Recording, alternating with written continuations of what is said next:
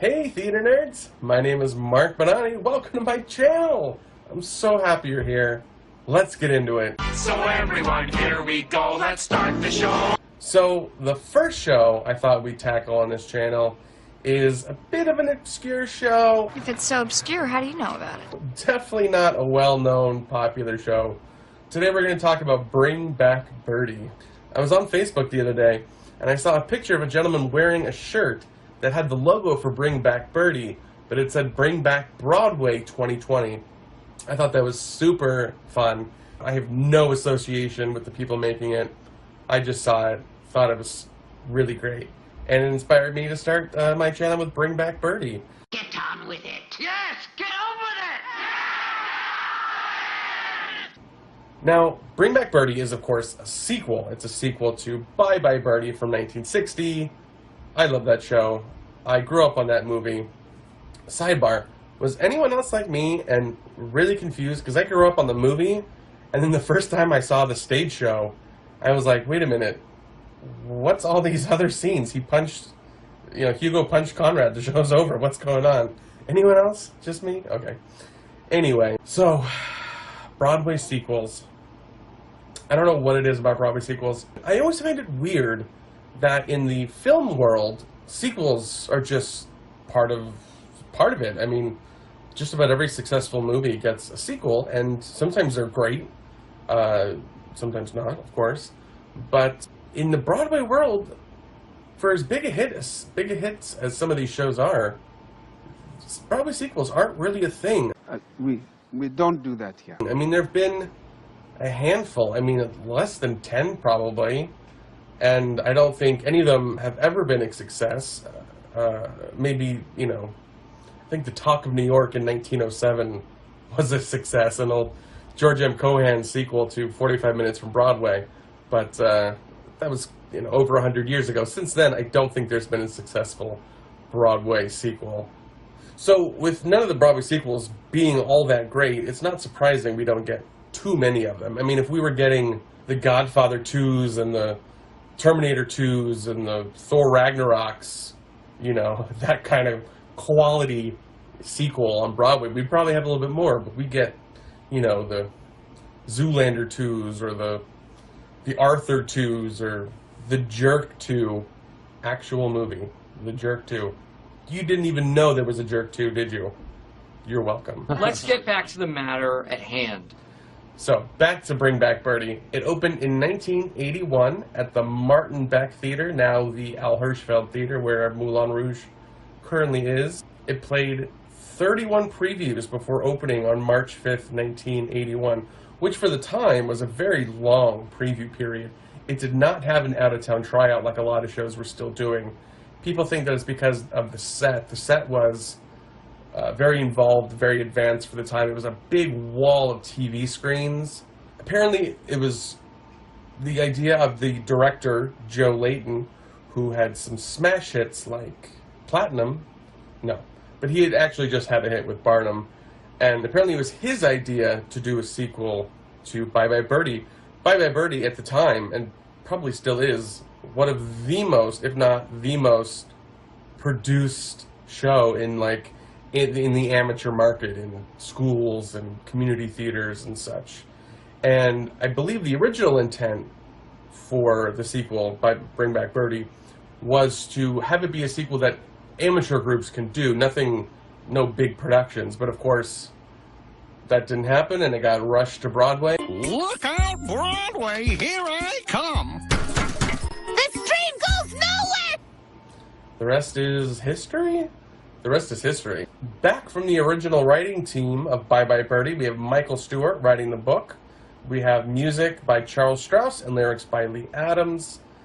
And that was it. Gower Champion had died the year before, the original director and choreographer of Bye Bye Birdie. And they had all new set designers, costume designers, etc. The only other person back from the original was star Chita Rivera. She was back playing Rosie 20 years after the original. I love Chita Rivera. Chita Rivera is so hot.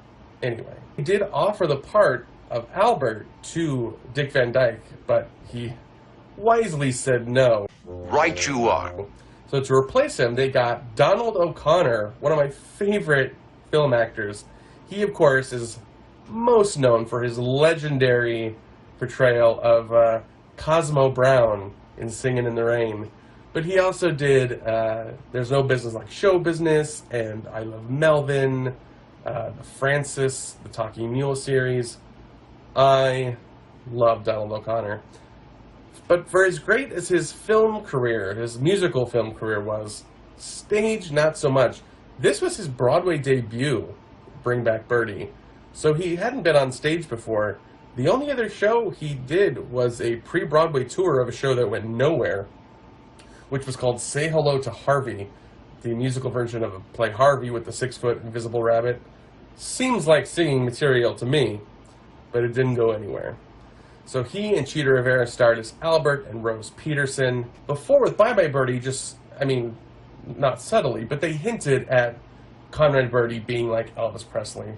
For Bring Back Birdie, all subtlety was gone. They hired an actual Elvis impersonator, Marcel Forestieri, who was very well known for his Elvis. Later on, he also did Jay Leno and this. Yep, that's what he's doing nowadays. So, rounding out the cast, we have Maria Karnalova as May Peterson, Albert's mom. She was the original Golda and Fiddler, the original Tessitura and Gypsy. Also, Robin Morris played the Peterson's 16-year-old daughter, Jenny.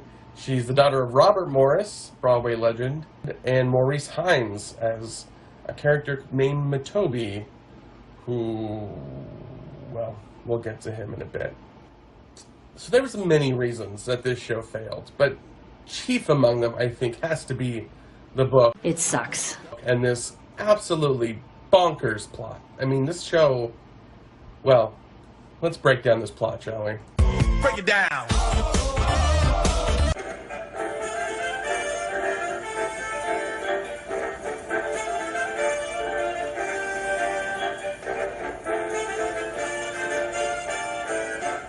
So the show starts out with a recap of Bye Bye Birdie.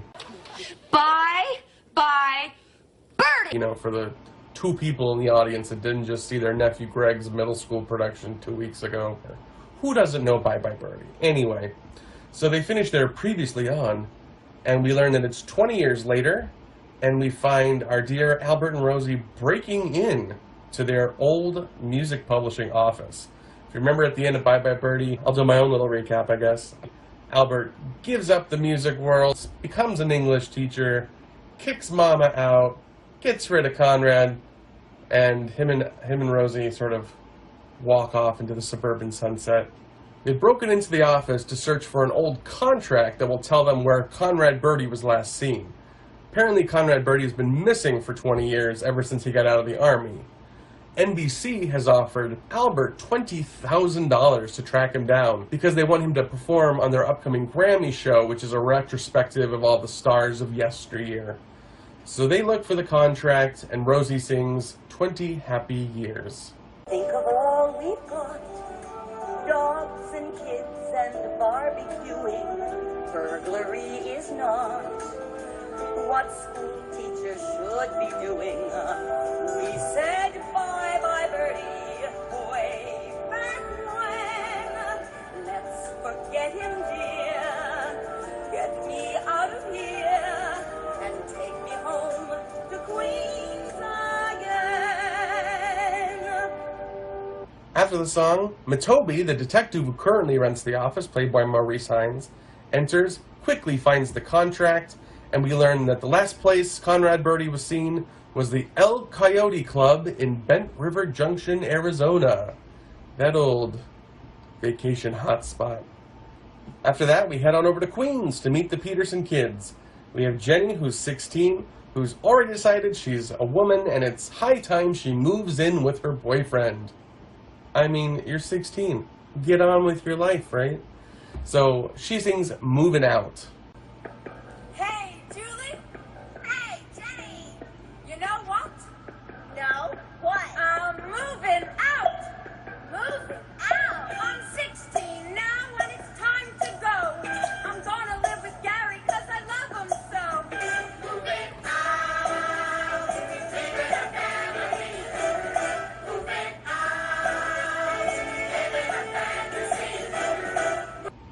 So here's the thing about the score for Bring Back Birdie. It's weird. Almost all of the songs are sort of in the same places and have the same intentions as all of the songs in Bye Bye Birdie, which is a silly idea because it just sets up comparisons, and none of the songs in Bring Back Birdie compare to the songs in Bye Bye Birdie. I mean, there's just no question. I mean, some of the songs in Bring Back Birdie are cute. They've got a good beat. They're not terrible. I mean, some of them are terrible, but they're not all terrible. No, but most of them are. But putting them against all the other songs from Bye Bye Birdie, Bad idea.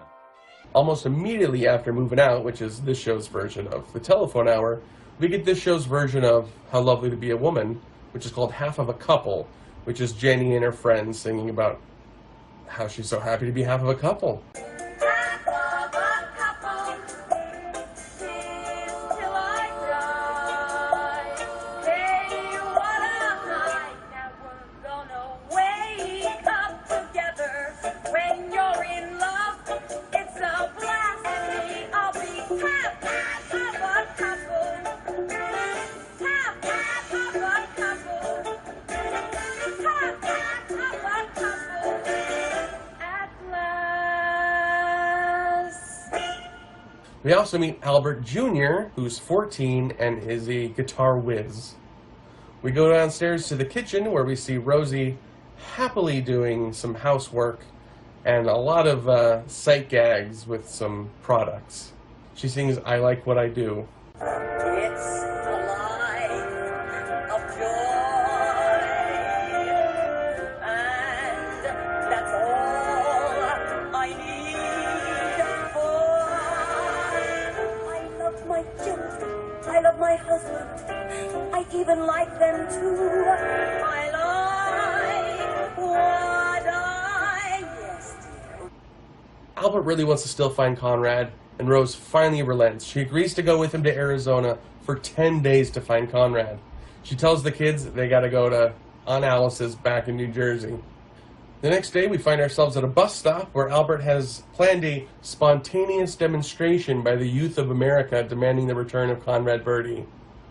Matobi, the detective, randomly shows up to sing the show's title song that Albert has just written, Bring Back Birdie.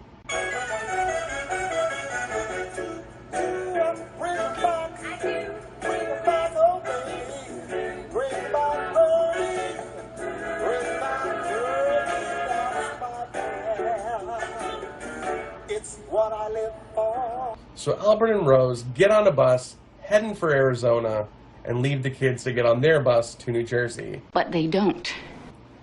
Jenny is furious that her mom and dad have not let her move in with her boyfriend, who's already moved in with someone else. I mean, what do you expect? He's a whore. So while she's brooding, this hippy-dippy cultist comes along and is like, hey, flower child, come, be with the Reverend Son. And she's like, okay. God, these kids are dumb. So she goes off with the cult, and just as luck would have it in that moment, a punk rock band enters the bus station and pretty much go, oh man, we have this big gig coming up, but we don't have a guitar player. What are we gonna do? So Albert Jr. joins the punk rock band, and they go on their way. That was lucky. So after everyone splits up, we arrive finally in Bent Fork. Bent Fork? Bent fork. Bent fork. Bad fork. Bent fork. Bent River Junction, Arizona. And as Rosie, of course, is bringing on all the luggage, Albert sings, Baby, You Can Count on Me. So we're in the desert, so the sun is hot, so there ain't a soul around for miles and miles. So what? Hey, things could be worse. And that ends the verse. The whole world is crazy, I think you'll agree. But baby, you can count on me. Baby, You Can Count on Me, which is in the spot where Put on a Happy Face would be. It's a cute song, but it starts this thing that happens in the show of Albert being a total to Rosie the whole time. The whole time you would... The whole time? It's ridiculous. It starts here, but it will continue. They head into town and find the El Coyote Club, and they ask to see the bartender, who turns out to be May Peterson, Albert's mother! What? That's right, May has found her way to Bent River Junction and is the bartender of this saloon, because that makes total sense. Boom. Twist. Albert is thrilled to see his mother. Rose, of course, is not thrilled at all, because May is just terrible to her. Oh, please. They didn't sneak into this country to be your friends. Wow. So they go off together to find information on Conrad, May and Albert, leaving, of course, Rosie and this saloon full of cowboys. And they're like, "Hey, lady, why do you let them talk to you like that?" And she's like, "Well, I'll tell ya." And she sings "A Man Worth Fighting For."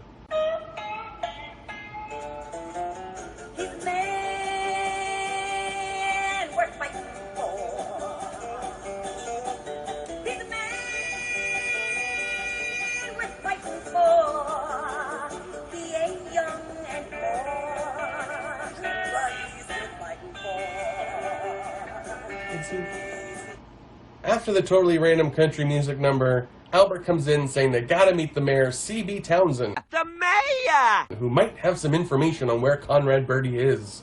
They go meet the mayor, but he says he has absolutely no idea where Conrad is. But he has to go because he's running for Senate. As the Petersons go to leave, he burps. Wait a minute. Only one person can burp like that. Could it be? Could it be? Yes, it could. The mayor is Conrad Birdie. What a twist, huh? He sings "You Can Never Go Back." Conrad, why did you drop out of sight? Well, if you want to know just why I stopped my singing, I'm gonna tell you why I dropped right out of sight. I was heading for the station when a sudden inspiration hit me like a trailer truck of dynamite. You can never go back. Oh, never go back to what it used to be. For a man must be free. Immediately after singing "You Can Never Go Back," Albert convinces him to go back. Apparently there's a rock concert at the university happening the next night, and Albert's convinced Conrad to perform. You've got to go on, you've got to give, and give, and give. They got to like you, got to. Do you understand? He even has him pull out the old gold guitar and gold glittery jumpsuit, which is many sizes too small, because of course, Conrad has put on quite a bit of weight. Mark Kudich, who's one of my favorite performers of all time, and I think the best Conrad Birdie, he still has his gold jumpsuit from the TV version of Bye Bye Birdie, and I tried to buy it from him once, and as you can see, he did not let me buy it.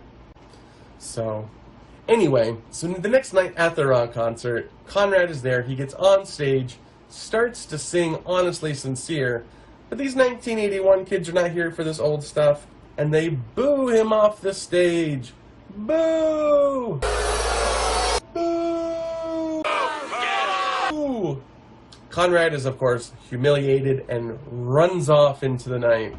During all this, Rose discovers that the children never made it to Aunt Alice's. Luckily for her, though, the big headliners of the rock concert come on stage. It's the punk rock band Filth. Filth! Now, in previews, they sang a whole number called Filth. Filth! That people really, really hated.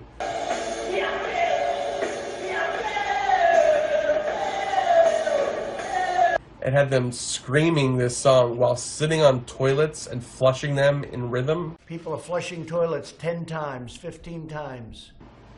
Yeah, theater audiences were not having any of it. Anyway, who does the guitarist turn out to be? None other than Albert Jr. Wait, I already knew that. Rose recognizes him, walks onto the stage, takes him by his arm, and drags him off, ruining the concert, and somehow not getting stabbed while doing this at a punk rock band concert. And she tells Albert that she's getting out of there, she's got to go find Jenny, Meanwhile, NBC is there telling Albert that he's going to get sued for millions of dollars for not finding Conrad. The concert venue guy is threatening to sue Albert. I'm gonna sue you! You can't sue me! I'm already being sued! Because, you know, his wife Rose just ruined the whole concert.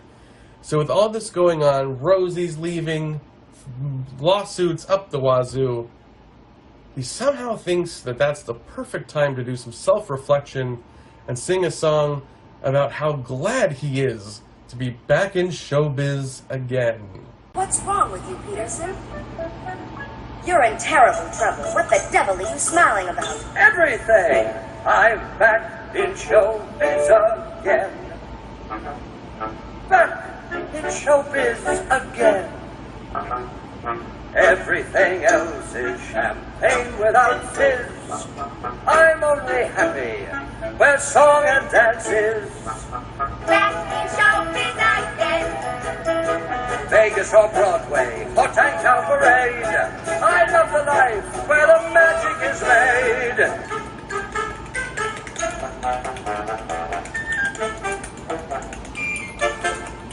Back in showbiz, back in showbiz, back in showbiz again. Beat your heart out, Grover Cleveland High School. And that's the end of Act 1, kids.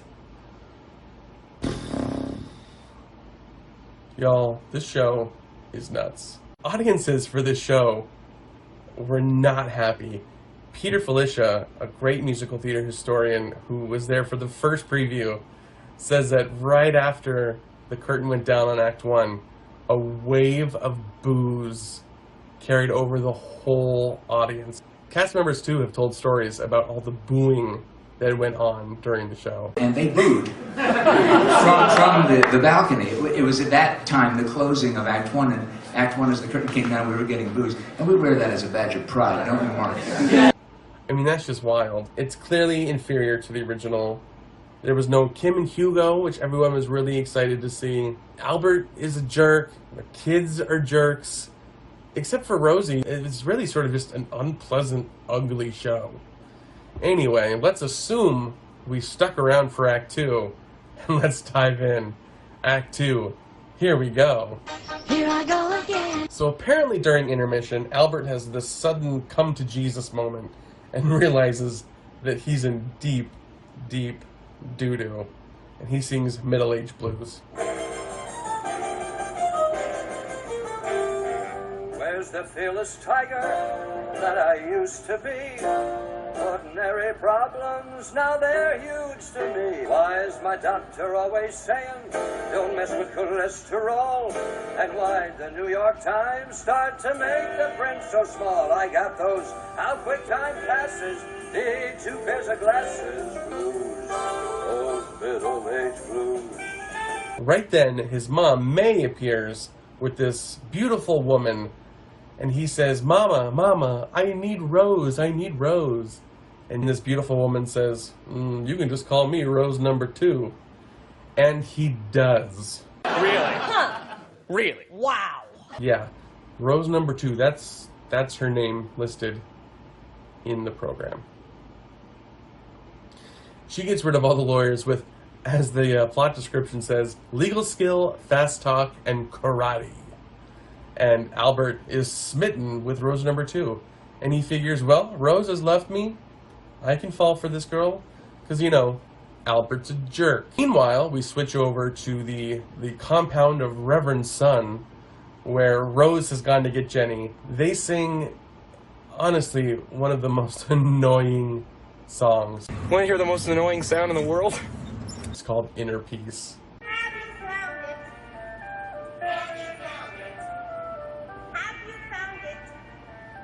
Did I lose it?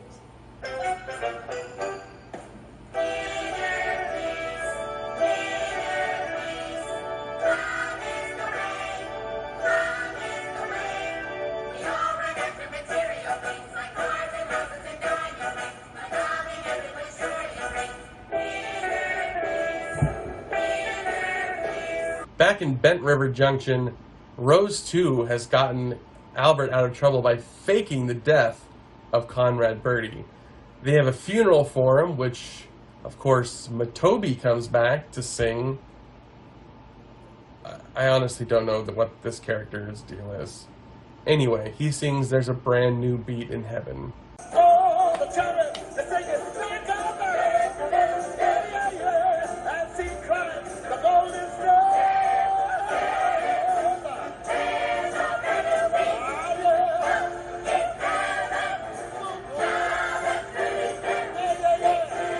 Got to be ready.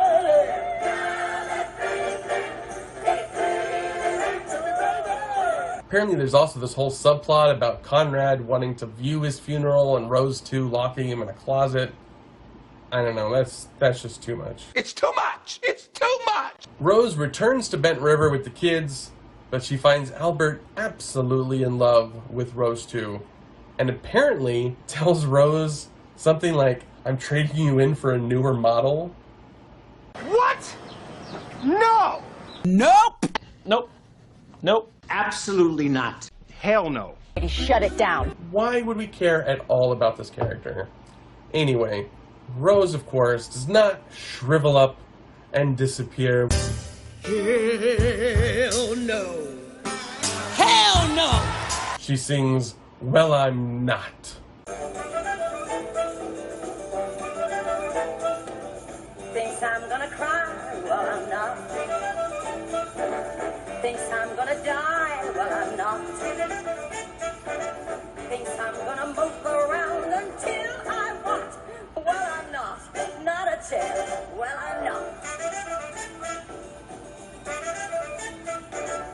We see Albert Jr. and Jenny, who apparently instantly made friends with all the local kids of Bent River Junction, and they sing "When Will Grown-Ups Grow Up?" sort of the inversion to the Bye Bye Birdie's kids. Dad always talks the best. Oh, when will grown-ups grow up? And give us all the rest. Give them time, they learn slow. Teach them right, watch them grow. Albert overhears all these kids talking about how crazy their parents are, and he decides that he's made a huge mistake. I've made a huge mistake. What an idiot. He goes and begs Rose to take him back. He tells off his mom and Rose too. How dare you? Who do you think you are? Get them out! Rose, for some unknown reason, agrees to take Albert back. They kiss, and he sings a song about how wonderful Rose is, and how grateful he is, and how wonderful she is to take him back. Just kidding. He sings a song about how young he feels again and how great everything is for him, because he's a selfish prick. My pulse is jumping, my juice is flowing. Could I be growing young? My eyes are shining, my ears are humming. Am I becoming young? So we find ourselves now at the TV station, ready for the big Grammy performance, except Conrad refuses to go on. Oh, brother! Apparently, after his funeral, he held a press conference announcing his full recovery, and people were so happy that they want him now to run for president. I mean, I guess there's been worse presidents. Oh, okay. I see what you did there. So he decides that shaking his hips on TV wouldn't be very presidential, and bails. The NBC executive decides to show up at this very moment, of course, to see what's happening. Why isn't Conrad going on? We need somebody, Albert. Continuing the trend of people popping up at convenient times, May Peterson pops up and asks the NBC people if they would accept Dolores Zeppel instead. The NBC guy is like, Dolores Zeppel? The toast of the 1920s? She disappeared over 50 years ago. Well, kids, Hold on to your butts. Dolores Zeppel is May Peterson. It's a great twist. That's right. May Peterson was a big-time toast of the 20s, and she's back again. I'm back, baby! She goes on TV and sings her signature song, I Love 'Em All. As a singer, I would never get many votes. For you see, my range is small. only these 3 notes. Ah, ah, ah, is just about the best I can do. Still, sweethearts, this song is just for you. Every man that I see looks so darn good to me. How's a girl to choose? I love them all. To top it all off, Rosie says, "Ooh, Zeppel, wait a minute. Backwards, that's Lopez. May Peterson is Spanish." Yes, May Peterson is Spanish. So all those years of her being racist towards her daughter-in-law were, I don't know, for fun? On Monday she's a bitch, on Tuesday she's a bitch, and Wednesday to Saturday she's a bitch. Then on Sunday just to be different, she's a super king, Kamehameha, bitch. So all seems to be fine, and just then Conrad decides to show up again and say, "Never mind, I would love to perform," and walks on to the TV show, which apparently has plenty of time for this other random, not planned for musical number, and he sings "Bring Back Birdie." Bring 'em back, oh baby. Bring back Birdie, that's my friend. It's what I live for. So Rose and Albert are back together. Albert's got his $20,000. Everyone seems to be happy, and at the curtain call, Albert and Rosie sing the beloved song from Bye Bye Birdie, Rosie. Now my life is rosy, since I'm back with Rosie. With a girl like Rosie, how could I be blue? Yes, they brought back Rosie with just a few words changed, and by all accounts, that was by far the best number in the show. And that's the end. So, there you go. I mean, with that plot, how could the show possibly fail? Anyone with half a brain, myself included, thought it was destined to fail spectacularly. The reviews were absolutely brutal. Frank Rich of the New York Times hated just about everything. I'm going to turn in the worst review, and I'm going to close your play. The book, the score, the costumes, the set, everything. Yes, it's all terrible. Come on down. A few of the performers got good notices. Cheater of Air, of course, was praised all around and even got a Tony Award nomination for Best Actress. But other than that, the whole thing was just a disaster. It wasn't all so bad, was it? I mean, of course it was terrible. The show opened on March 5th and closed March 7th. That's right. It had 4 performances. It joins about 10 other Broadway shows in the history of musical theater to have run 4 performances. And it just seems, with that cast, the cast was sort of the only thing worthwhile in this show. Why not just revive Bye Bye Birdie? Why not just bring back Birdie? That's it for this first episode. I hope you guys learned something and had a good time watching. If you want to see something else, let me know in the comments. Tell me what shows you'd like to see broken down. I would love it if you guys would subscribe to my channel and hit that notification bell if you want to be notified whenever I post new videos. I hope you all have a great rest of your day. Stay safe and stay healthy. Have a good one.